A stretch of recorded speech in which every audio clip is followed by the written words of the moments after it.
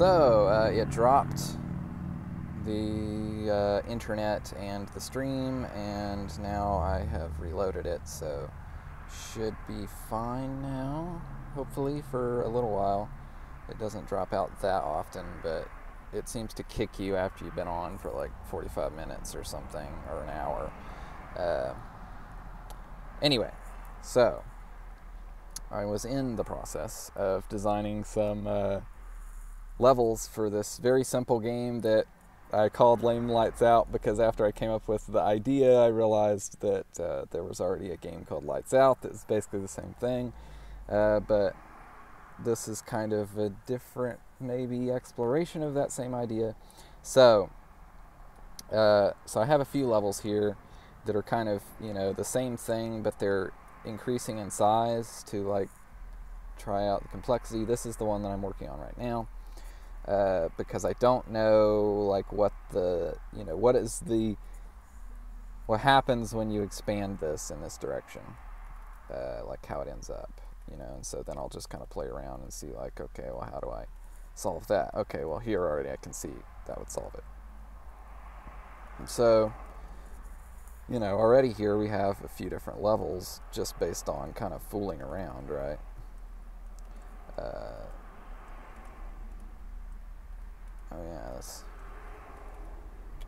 There we go.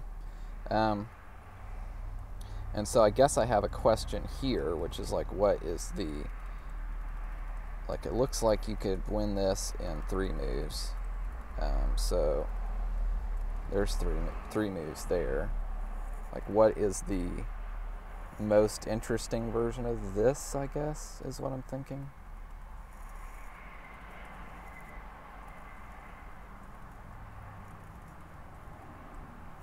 It might be starting blank.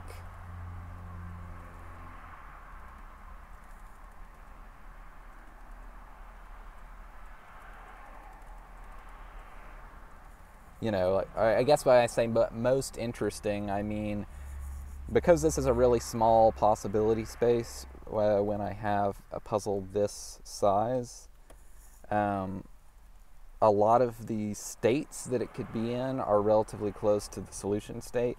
Like if I started like this, like say I started the puzzle, the map looked like this, then you're literally 1 move away from winning it, because if you hit here, then it's going to fill all these 3 in, right?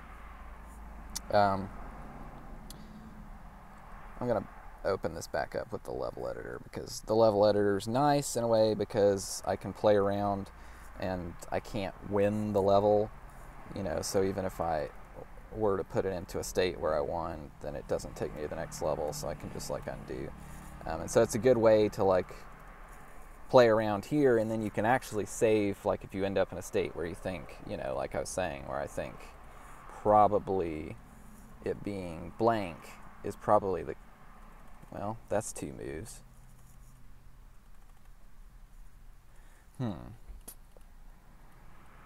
And that's weird too, because you end up thinking like,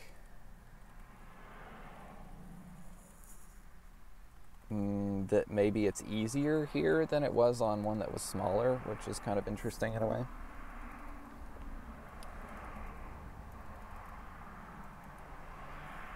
This seems relatively complex compared to what I started with. Let's see if there's a simple solution here. I mean, I can always swap that. It looks like I can do 1, 2, 3. I think I'm going to go with this for like this version of the level. Let me clear this out because there's too much junk down there. And then, yeah, we'll start out. Oh, that does work, actually, as far as building levels. I can still build them over here. Oh, that's good. I didn't know that it would actually save out the layered thing. For some reason, it still does that, so that's good. Okay, so I could keep expanding out this way and see at what point I think it stops being interesting, of course. So, oh, I gotta put a tile there, strangely enough.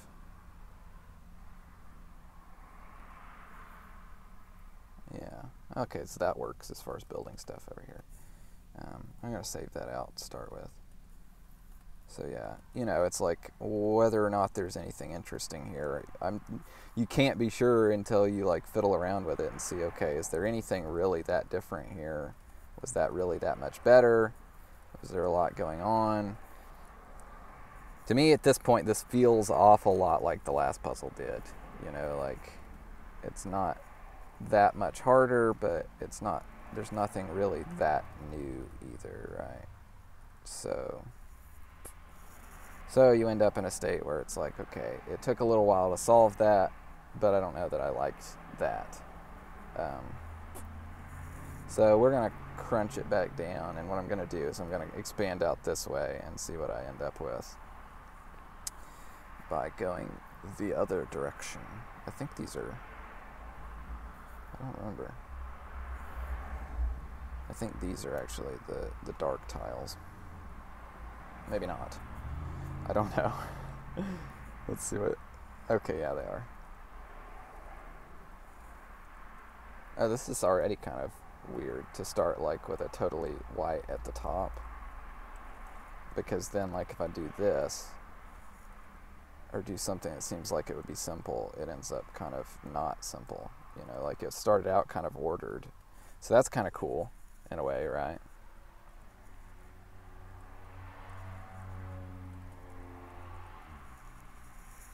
So, so really designing puzzles, if you have a system built out already, it's not that hard because it's really just kind of a lot of fiddling around with the system and seeing what there is and like looking for opportunities there. Like I started out with that really ordered thing, but then getting from that ordered thing to what I want it to be, even though it looks nice, is quite challenging. I wouldn't normally check the phone, but when I don't know whether things dropping out, then it's like maybe I should keep an eye on whether or not the stream is dropping, because maybe somebody would tweet at me if it was. Yeah, this is really immediately. This is a lot harder. Like this is not a little bit harder. Even though I added one row, it was a lot harder. So really, like maybe what we want to do is like start with just this, like where we just went down one on something really small, and see how that does. So okay, hey, there's a solution. So to me, that's probably how I'd want to start this. I would not want to start by, hey, let's expand straight off the other one. Instead, let's do something that's simple. But now this is already different just because we added another dimension, right?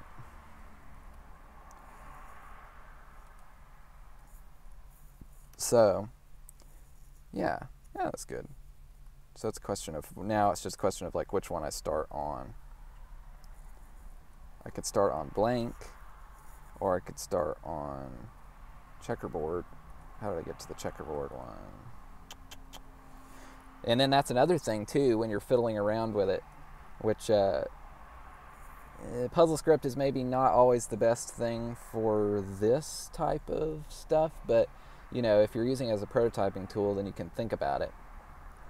You think about, okay, well, I'm trying to get this into a specific state, right? Which is that everything's on. Well, what if instead of just doing that, what if I was like, okay, well, we try to get it into this state, and you're like shown this solution or something. You say, this is the solution, this is the state that I want you to put it in. And you're starting like this. And it's like, okay, well, how do I get that solution? It's like, well, that's not quite what I wanted. And so then you fiddle around and you get it into the solution that it's supposed to be in. Now, this might not be the greatest puzzle game concept ever anyway, because at a base level it is kind of fiddly. There is a lot of, I don't know, we'll just trial and error and see what happens, and maybe eventually I'll win. I don't know. There's a question about how much you want to worry about that kind of thing when you're designing. Oh, that's cool. See how simple that is? Like, I wanted to get to that state, and it's like 2 moves away, right? So that's cool.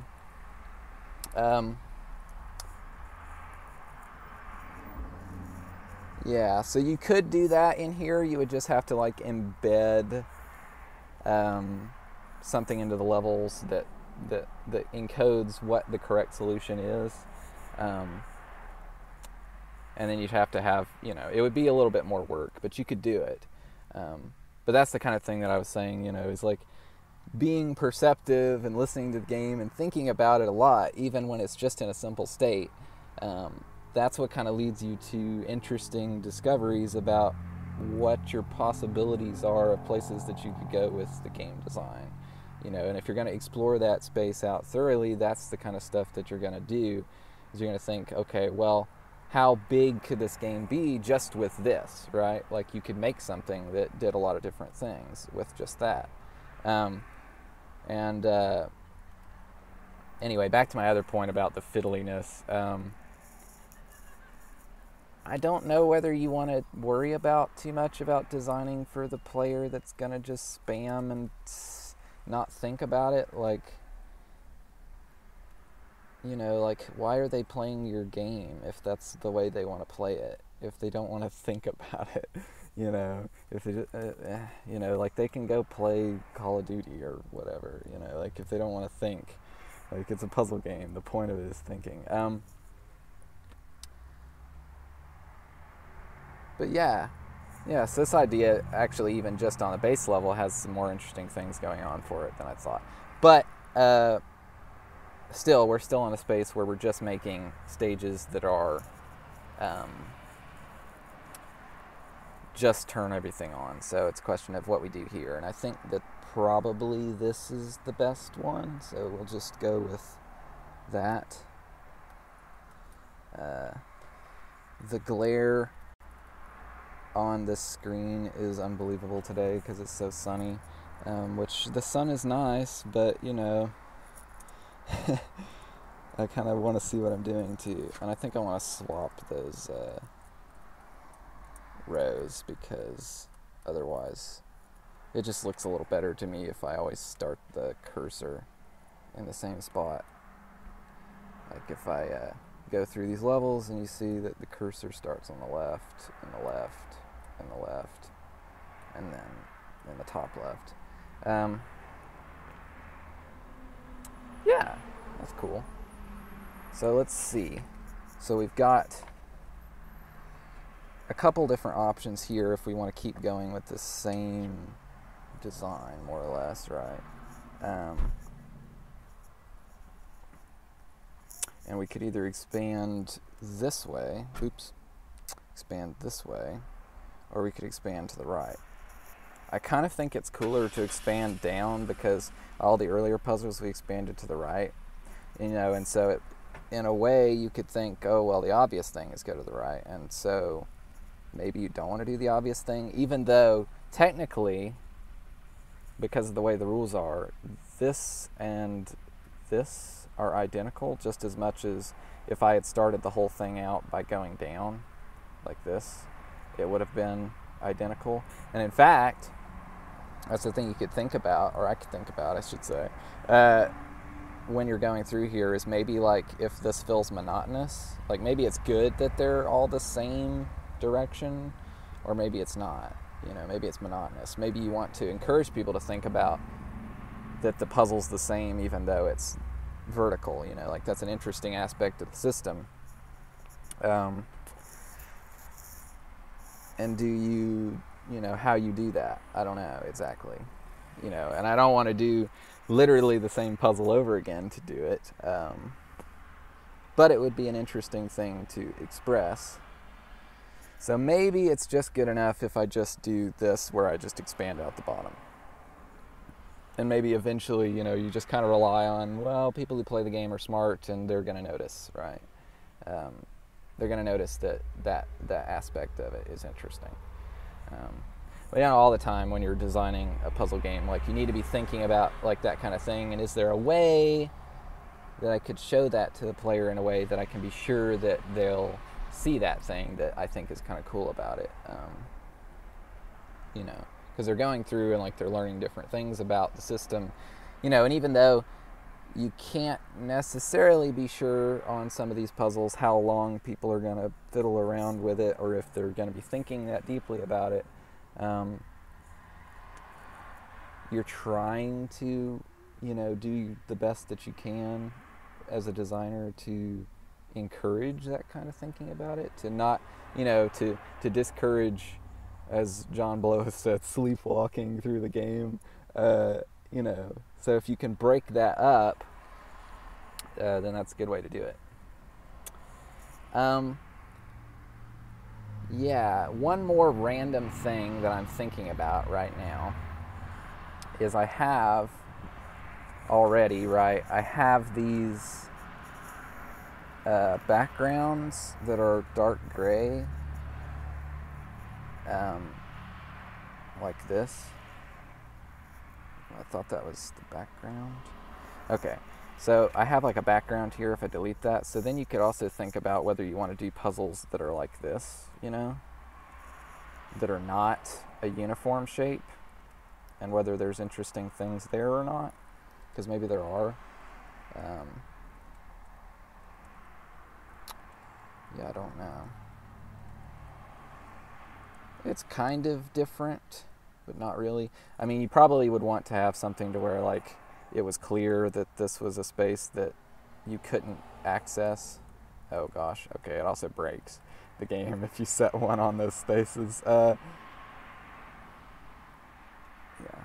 we'll clear that off because of the way the pattern matching works. But yeah, so we'd actually want to have like a real block there or something, like a red block, something maybe the same color as the cursor would be good. I don't know whether that would be that interesting. I guess I'd have to look at that.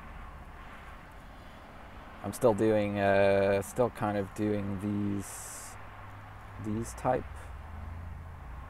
of stages that are not weird shapes. So I think we'll continue with that for a bit longer and see whether or not there's anything. Oops. If there's anything good there. Well, that's another thing there. You can have multiple cursors, so you could think about that, what that does, which apparently right now it breaks the game, but which maybe that's cool, maybe it isn't.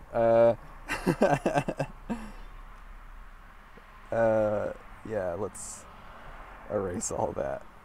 But that's certainly worth, you know, it's worth thinking about and not thinking, oops, oh, I made a mistake, or oh, that's a bug, or whatever, to kind of just have a playful design process, I think,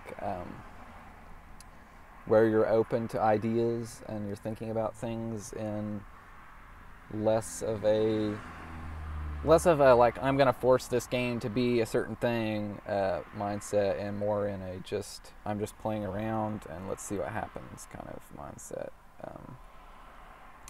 which should be obvious, but I guess it isn't. So, you know, I don't think it can be overstated necessarily. Let's check chat to see if I went down or anything. Didn't know puzzle script. Okay, let's see. Laser beam. Lights out is a solved puzzle. Okay.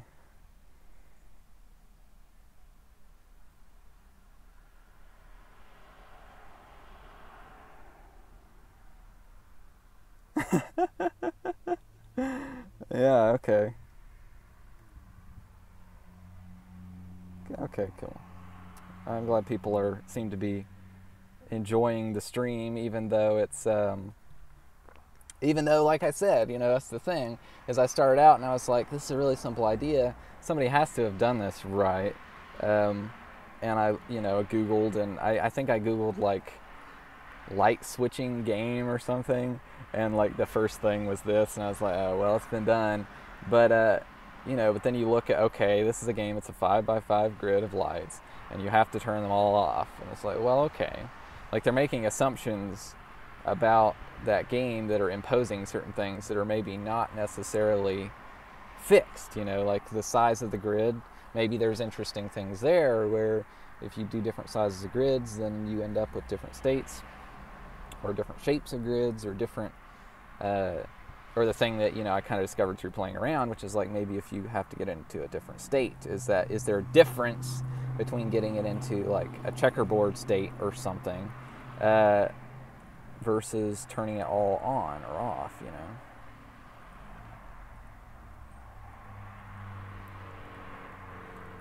I don't know. Maybe there is. Maybe there isn't. Never can tell these things. This is actually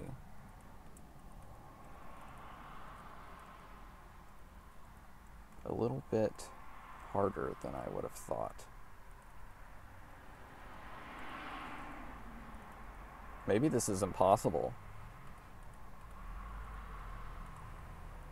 I don't even know what state I started in, but I guess any of these states would be impossible if one of them's impossible.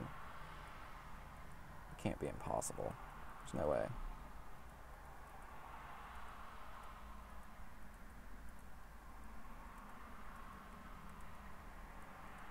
I think it's impossible.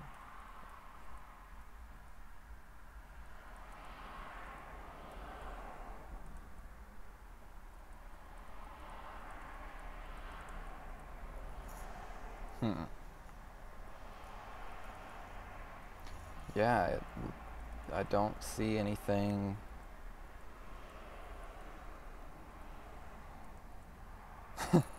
So that's weird. It's definitely weird, because really I was just following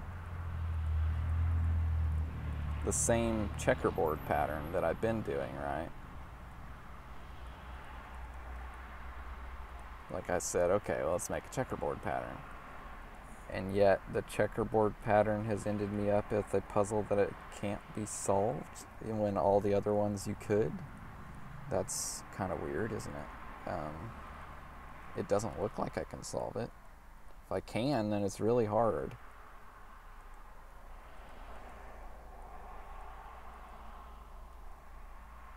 Yeah, this doesn't look solvable, which is kind of interesting. And that's another weird thing too, I feel like, because I'm the type of person that I think if you fiddle around with this kind of thing and you realize, okay, like I can't get it into the state that I want it to be in, that's interesting in and of itself.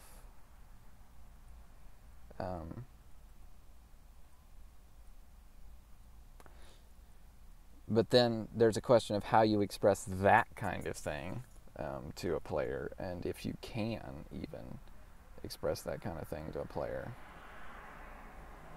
That something's impossible, like this thing is impossible to do. You could, in a really broad kind of game, where you have a lot of opportunities for, exploratory stuff, and then you are making situations where, like, you can't go this way, so we'll put something here that's impossible. But that could also be seen as, like, wasting the player's time to do that. I don't know. I don't really think that there's that many players that find value in that think like, oh, it's interesting that you can't do this. Like, it's impossible to get this into the state that you want it to be in. But maybe that is interesting. I don't know. So it seems like that puzzle's impossible. So I don't know. I'm just trying to think of like what you could even do with that, because I think it's cool that you can't do it.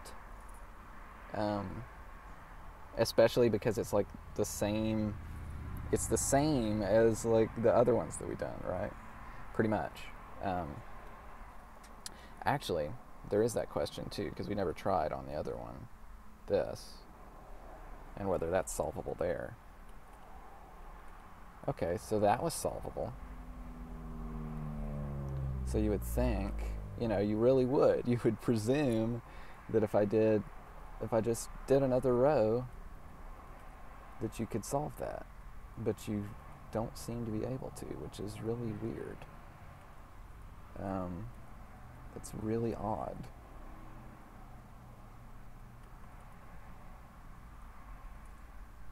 Yeah, it's totally weird. Totally weird. Whereas I think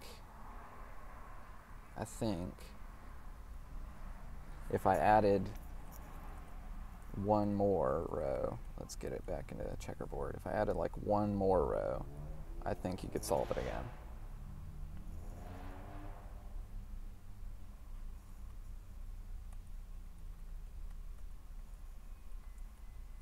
Probably can.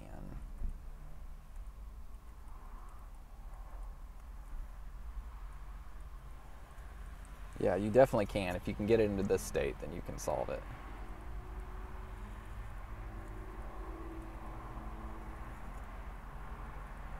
Or maybe not. You have to be able to. Come on. There's no way.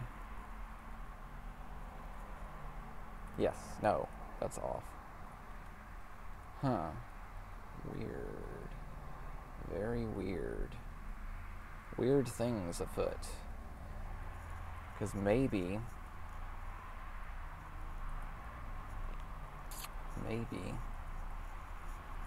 this is not solvable either.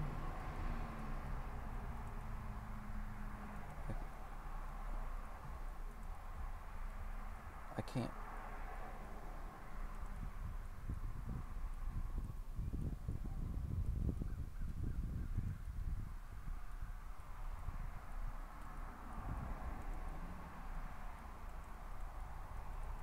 There we go. Whew. That was really hard. But yeah, it's solvable if you add one more row. And that's cool, but the unsolvable one is cool too. But then it kind of, you're brushing up against that limitation, which is like a puzzle game.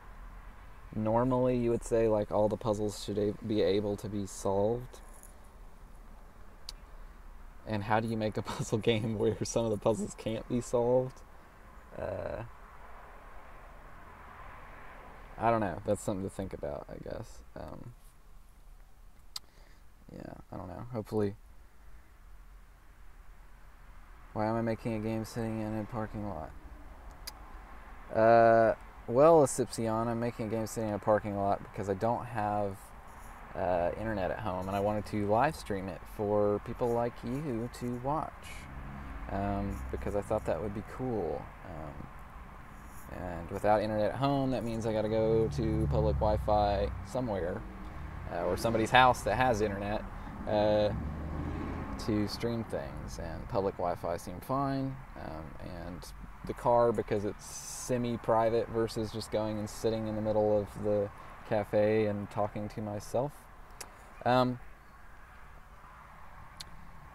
Yeah. So what? Oh, I typed an X again over here. There it is. Yeah. Is there? I'm still baffled by this size, because I feel like there's got to be some way to do this. Like, okay, if it can be in this state, then we should be able to, which this is kind of, I would generally, okay. Like I talked about, if any of you, which I presume you probably would have, but maybe you haven't, if any of you have seen a talk that I did a little while back, it's on YouTube. It's called the Do's and Don'ts of Honest Puzzle Game Design. Oh, great. I opened up Google Docs. Don'ts of Honest Puzzle Game Design. So yeah, if you just Google that, it's this talk here. Anyway, so in that talk, I talked about two different methods of design. The one that you've been watching me do is what's called forwards design, which is kind of where you just start with some arbitrary state of the puzzle and you try to get to the solution. The other would be backwards design, which is kind of where like I start like this, where it's solved, and then like shuffle it up. So generally I wouldn't advise that, but since I'm not sure, it might be worth experimenting to see if I start with the solve state and then shuffle it up by making some moves, what states it can end up in. So you can see here very quickly that these states are not at all the states that were of the other version that were unsolved, or that was unsolvable. However, I did end up in this state, which is interesting, which lends me to believe that maybe it can be solved. Or maybe not. I don't remember if I could get to that state in the other one. I could in the bigger one, but I'm not sure. Because none of these look like the checkerboard pattern that I was doing.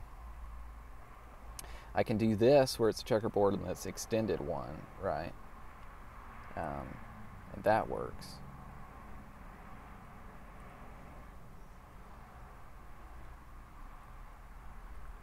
So yeah, you can't do it with the checkerboard. So there are actually, for some sizes at least, there's some patterns that it's impossible to homogenize the pattern. Like it's impossible to get a solid color.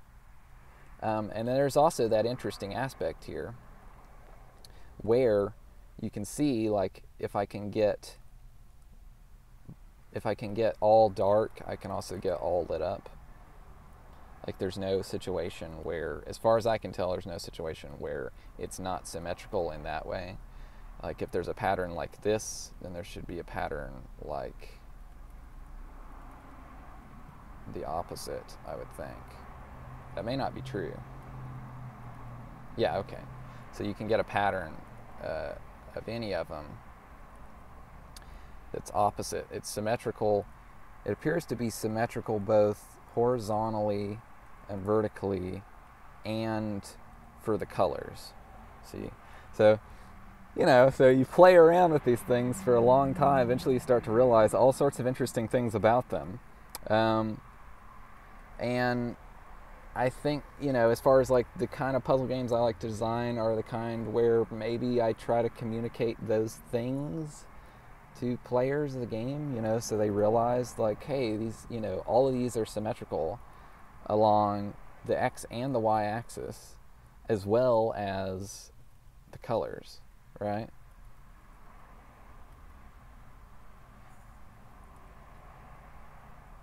Like I mean, I don't mean that the puzzle itself is always symmetrical, or the state is always symmetrical, I should say, because apparently it seems to me if the shape of the level itself is not symmetrical, then probably the state that it's going to be in is not symmetrical. Yeah. Well, that's symmetrical. I don't know. It's weird. It's weird. But definitely, for each solution, there's a corresponding symmetrical solution, you know. So like for this state, there's one that's like this, and that's symmetrical. And then for this state, there's that, and then there's that, you know. So there's an equivalent move for each thing. Yeah, so in that case, that kind of thing, it might be worthwhile doing those kind of puzzles where it's like, okay, get it into this state, you know, and it's like, okay, well, I'll get it into that state. And then you could even do one where it's like, okay, we'll get it into the other state. I don't know, you know, it's like, how do you express that? Sometimes that's hard to do. You know, you can certainly always do sort of the, I guess, a little bit spoilers for The Witness, but the Witness approach, which is like try to put some of that stuff outside of the puzzles so that maybe you catch on to that aspect of the puzzles, which is sort of like, you know, relating it to other things of the same conceptual thing. I think I'm not streaming. Now, am I streaming? Okay, I've got, sorry. Just like the light looked like on the webcam, looked like it turned off. I'm going to read chat for a second. Let's see. There are at least 2 phases of the board that contain a set of states. I wonder how many phases there are, if there's a rule for identifying them. What if you use this lights out idea for completing a path for the character to walk across to get to the exit? Yeah, well, I wasn't gonna talk about that, but yes, that was the idea, was that this would be that kind of thing. But now that I think about that, how you put that, whoa, okay, laptop mouse, that was not exactly the idea that I had, but that's actually very, very cool, because that does it to where you have to put the thing into a certain state, right? Because say I'm a character in this game, and there's this bottomless pit here. It's like, okay, well, I want to go to the right. Well, obviously you could do that. But say it starts out in a weird state or something where I can't do that exactly. And it's like, okay, well, then I got to like do some fiddling and get it into the state that I want. Well, maybe that's interesting. Maybe it's not. I'm not sure exactly how you do that. But that is interesting. An interesting way, I think. Oh, yeah. Okay. I guess I didn't want to talk about it because things are super early, and I don't like to announce projects when they're super early, mostly because I'm the kind of person that I seem to lose motivation on stuff, and a lot of times I start something and then it's like, well, whatever, and then I move on to something else. But anyway, I am working on a different game, not instead of Duet, but concurrent to Duet. I started another project that this is kind of an idea that I'm thinking about putting into that, and I am working on it with somebody else. However, the idea for that project was that this would be a certain type of puzzle that would be in there, but I hadn't thought about the putting it in a certain state because I hadn't played around with it. I had not built a prototype. And actually, I still have not even got to some of the other ideas I had of how to extend this yet. And I found a lot of interesting stuff already, which is good. A lot of times you try out ideas and you don't find that many interesting things with just the basics, and then it feels like, well, I don't know if there's that much game there. Whereas this, there's a lot there already, and it's ending up in that situation. I'm getting a phone call.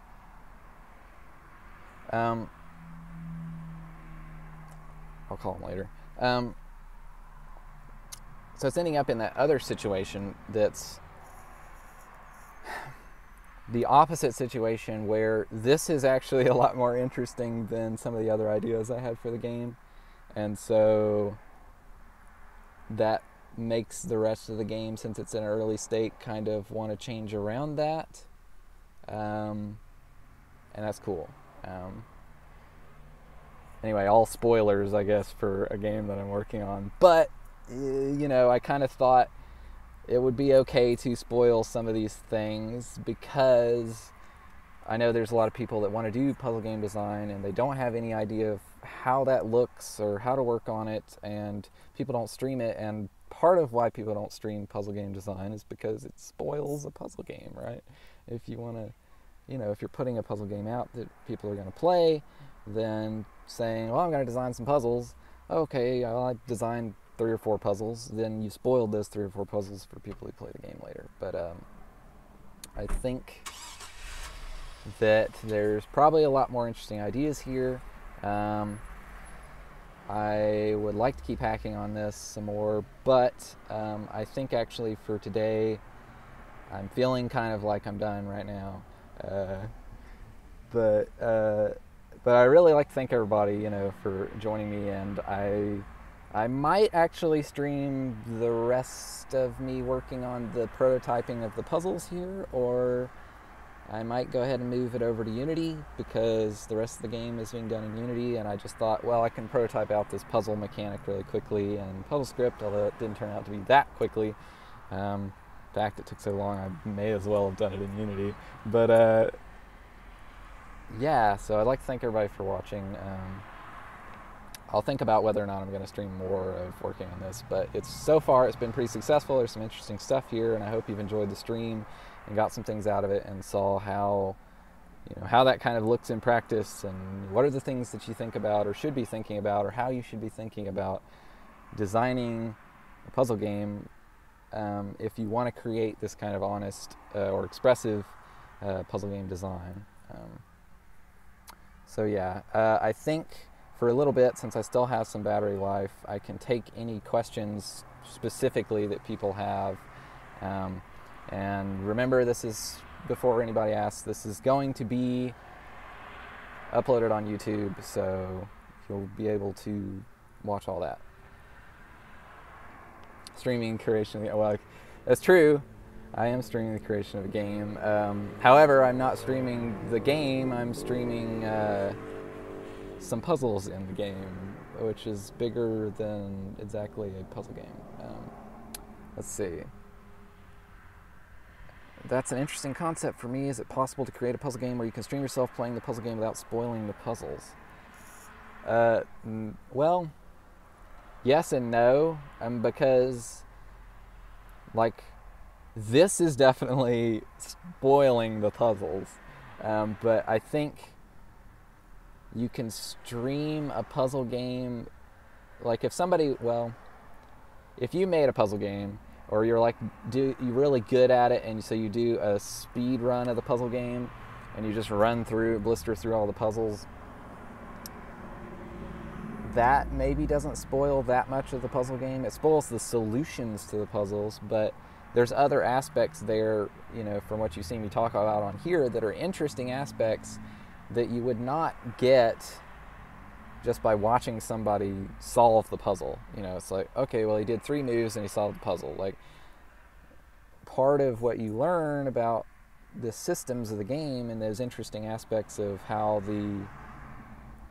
how stuff is symmetrical or whatever, that stuff, I don't think, that's stuff that's in your head while you're playing with the puzzles, and not so much on the screen. And so that's the interesting stuff to me, is that stuff that you think about, if you're a thoughtful person, and you're trying to encourage players to think about that kind of thing. But it's not necessarily spoilable. I don't know. Anyway, thus far, nobody's asked any questions.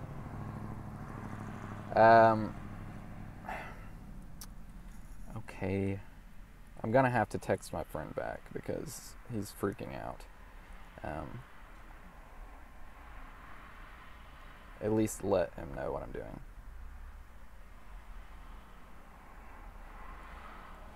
Sorry, people.